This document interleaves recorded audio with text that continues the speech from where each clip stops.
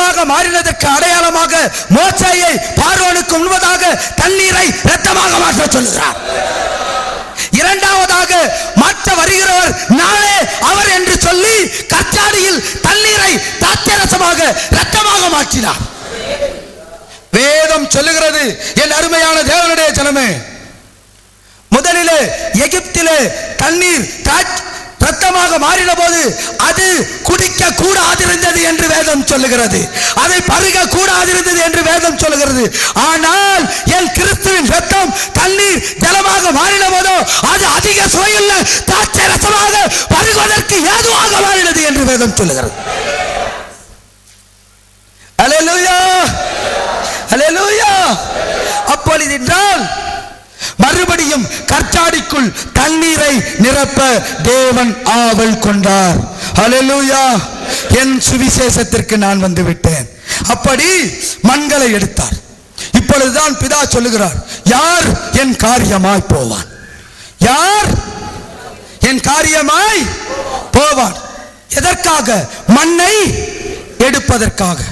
கல்வாரியிலே அந்த மண் உன்னை தன் கைகளினால் பெயர்த்தார். அல்லேலூயா. கைகளினால். ஏன் ஒருத்தர் சொல்றாரு வச்சுக்கல, நல்ல களிமண்ணா பேத்துட்டு வாங்க, நான் பானை வணையணும்னா நீங்க கையினால என்ன செய்யணும்? அப்ப இயேசு கிறிஸ்து எதற்காக வந்தார் பூமியில? மண்ணை பெயர்ப்பதற்காக. கற்சாடியை செய்யணும்னா எதை பெயர்க்கணும்? மண்ணு கல்லை பெயர்ப்பதற்காக. என்னது? எதை பெயர்ப்பதற்காக? கல்லையும் மண்ணையும் பெயர்ப்பதற்காக, கற்சாடியாக மாற்றுவதற்காக, மஞ்சாடியாக மாற்றுவதற்காக இயேசு கிறிஸ்து வந்தார். வேதம் சொல்லுகிறது, பிரசங்கியின் புத்தகம் எடுத்து வாசியுங்கள். பிரசங்கியின் புத்தகம் 10ஆம் அதிகாரம் 9ஆம் வசனம். 9ஆம் வசனம் இப்படி சொல்லுகிறது, கல்லுகளை பெயர்க்கிறவன் அவைகளால் காயப்படுவான். அல்லேலூயா, அல்லேலூயா. வேதம் சொல்லுகிறது, கல்லுகளை பெயர்க்கிறவன் அவைகளால் காயப்படுவான். இயேசு கிறிஸ்து உலகத்திற்கு வந்த 21 சத்திய ரகசியங்களில் இதுவும் ஒன்று. எதை பெயர்க்க வராரு?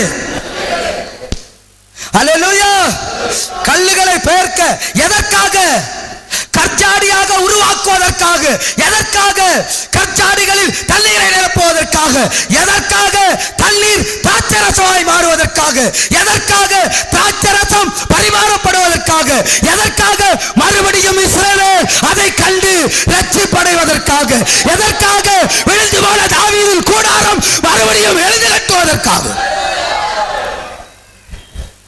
கல்லுகளை பெயர்க்க கர்த்தர் வந்தார். அல்லேலூயா.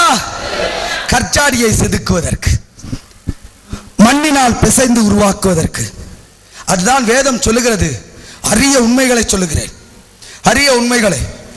தீர்க்க தரிசனத்தை ஆண்டவர் நாசரேத்திலே பிரசங்கம் பண்ணும் பொழுது அவர்கள் கேட்கிறார்கள், இவன் தச்சனுடைய குமாரன் அல்லவா? அல்லேலூயா. இவன், அது மரம் சம்பந்தமான தச்சல் என்று கிரேக்க பாஷையில் அல்ல, கல் தொழில் சம்பந்தமான தச்சல் என்று அவர்களுக்கே தெரியாமல் சொல்லுகிறார்கள். கல்லுகளை செதுக்கிற பரம பிதாவுடைய ஒரே பேரான குமாரன் இவன் அல்லவா? அவனே தெரியாமல் பேசுகிறான். கல்லுகளை பெயர்க்க வந்தவர், கல்லுகளை கற்சாடியாக செதுக்க வந்த பரம பிதாவின் ஒரே பேரான குமாரன். அல்லேலூயா. அதற்காகத்தான் கர்த்தர் வருகிறார். அல்லேலூயா. கர்த்தர் வேதம் சொல்லுகிறது, கல்லுகளை பெயர்க்கிறவன் அதனாலேயே காயப்படுவான். மனிதனை பிரிக்க வந்தார், மனிதனை கச்சாடியாக மாற்ற வந்தார், மனிதனுக்குள்ளே அவர் இரத்தத்தை பிறப்பிக்க வந்தார் இரண்டாவது தடவையாக. ஆகவே வேதம் சொன்னபடி கல்லுகள் அவரை காயப்படுத்தியது. அவர் பெயர்க்கும் பொழுது காயப்படுத்தின இடம் கல்வாரி என்றால் மண்ணை பெயர்த்த இடம் கல்வாரி. ஆகவே நீ பெயர்க்கப்பட்ட இடம் கல்வாரி. அந்த கல்லை பெயர்க்கும் பொழுதுதான் இரத்தமும் வேர்வையும் உன் தேவனாகிய கர்த்தருக்கு வந்தது. அல்லேலூயா. இரத்தமும் வேர்வையும் உன் தேவனாகிய கர்த்தருக்கு வந்தது.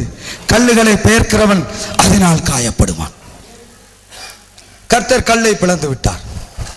கல்லை பிளந்தவுடன் அல்லேலூயா